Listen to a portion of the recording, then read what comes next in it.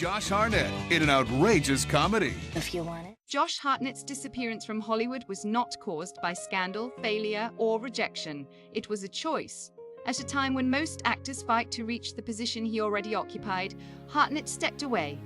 The decision confused studios, audiences, and an industry that had already labeled him as its next long-term leading man. The question was not whether he could succeed, but why he chose not to stay. Before continuing, Hollywood Spoiler Zone invites viewers to like this video and subscribe to the channel for in-depth documentary storytelling that examines the hidden forces shaping fame and power in the entertainment industry. In the late 1990s and early 2000s, Josh Hartnett emerged as one of Hollywood's most bankable young stars. He combined commercial appeal with a serious screen presence, moving easily between team-driven projects and darker, more adult material.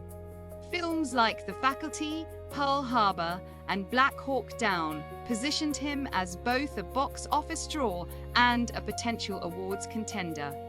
Studios viewed him as a reliable investment, while the media framed him as a symbol of a new generation of leading men. What made Hartnett stand out was not only his success, but his resistance to the machinery surrounding it. Even at the height of his visibility, he avoided Hollywood's social circuits. He declined long-term studio contracts and publicly rejected comparisons to other rising stars. Most notably, he turned down roles that would have locked him into major franchises, including high-profile superhero projects that later became cornerstones of modern cinema. At the time, these decisions were interpreted as eccentric, even reckless. From an industry perspective, he was walking away from guaranteed longevity. Yet Hartnett consistently expressed discomfort with the loss of personal autonomy that accompanied that level of fame. Interviews from that period reveal a growing unease with constant exposure, invasive media attention, and the expectation to commodify his private life as part of his career. As Hollywood expanded into a franchise-driven economy, the pressure to conform intensified. Leading men were no longer just actors, they were brands. Hartnett's refusal to fully participate placed him at odds with that transformation. Gradually, his presence in major studio films diminished, not because offers stopped, but because alignment disappeared. What followed was not a sudden vanishing, but a controlled withdrawal. One that would reshape how his career and his priorities were understood in hindsight. As Josh Hartnett reduced his presence in mainstream Hollywood, the narrative surrounding his career began to shift. Without a scandal to explain his absence, speculation filled the gap. Industry insiders questioned his ambition, while media coverage framed his choices as a puzzling retreat from relevance. Yet beneath those interpretations was a quieter reality, one defined by intentional distance rather than professional decline. Hartnett relocated away from Los Angeles, choosing a life that prioritized privacy over visibility. This physical separation mirrored a broader philosophical one. He gravitated towards smaller, character-driven projects that offered creative substance without the accompanying machinery of celebrity. Independent films and limited releases replaced blockbuster premieres. The trade-off was clear. Reduced exposure meant reduced influence within the studio system, but it also restored a degree of personal control. During this period, Hollywood itself was changing rapidly. The rise of interconnected franchises and intellectual property-driven casting reshaped career trajectories. Actors willing to commit long-term to singular roles were rewarded with unprecedented stability and cultural dominance. Those who resisted were quietly sidelined. Hartnett's absence from that ecosystem was not accidental.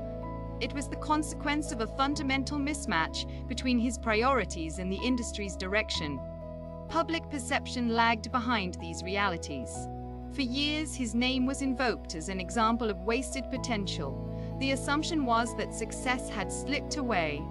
In truth, Hartnett continued working steadily, though outside the spotlight that once defined him. His performances during this phase were restrained and deliberate, often overlooked precisely because they lacked spectacle. Interviews from this era revealed a consistent theme. Hartnett expressed concern about how fame distorts identity and relationships. He spoke cautiously about the psychological toll of constant recognition and the pressure to perform versions of oneself for public consumption. These reflections, understated at the time, would later appear prescient as conversations about mental health and burnout gained prominence across the industry. Hollywood, however, rarely revisits its judgments quickly. By stepping outside its dominant structures, Hartnett accepted a form of professional invisibility. The industry did not close its doors entirely, but it stopped waiting for his return. The distance grew, sustained by mutual indifference rather than conflict. This middle chapter of his career was defined not by absence, but by recalibration, a period in which success was measured privately, even as public narratives continued to misinterpret his silence.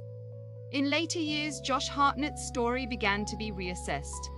As audiences grew more skeptical of celebrity culture and more aware of its psychological costs, his earlier decisions appeared less like retreat and more like foresight. The industry he stepped away from had become increasingly demanding, offering visibility at the expense of autonomy. Hartnett had recognized that trade-off early, and he chose differently. His gradual reappearance in higher-profile projects did not resemble a comeback in the traditional sense. There was no attempt to reclaim leading man status or dominate headlines. Instead, his roles were selective and often unconventional. When he returned to mainstream attention, it was on his own terms, integrated into an industry that had changed, but not entirely softened. What distinguished this phase was how little needed to be explained. Hartnett did not frame his absence as a mistake or a loss. He acknowledged it as necessary. That clarity disrupted the familiar narrative of fallen stars seeking redemption. There was no collapse to recover from, only a choice that delayed visibility in favor of sustainability. From Hollywood's perspective, his career now occupies an ambiguous space. He remains recognizable, respected, and capable, yet resistant to full reintegration into the franchise-driven hierarchy. That resistance, once seen as a liability, now reads as restraint. It reflects a recalibration of values that many performers only confront after burnout or public breakdown. Hartnett's legacy is not defined by what he refused, but by what he preserved.